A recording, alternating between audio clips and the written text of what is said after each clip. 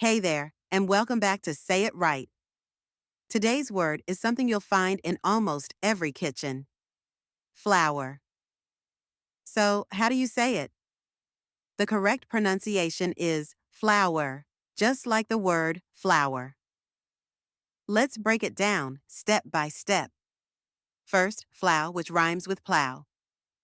Then a soft ending, like in butter or sister. Now, say it with me. Flour. One more time. Flour. Great job. So, what does flour mean? Flour is a soft, powdery substance made by grinding grains, usually wheat.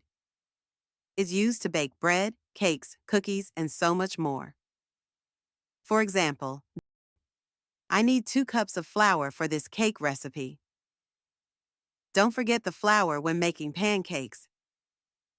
Did you know? The word flour comes from the word flour of the grain, meaning the finest part. That's why it shares the same pronunciation as the word flower, like a rose or a daisy. Here's a quick spelling tip. Flour is spelled Flour. Just remember, you use flour to bake yummy things.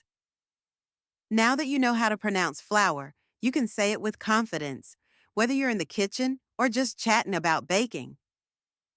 Thanks for watching Say It Right.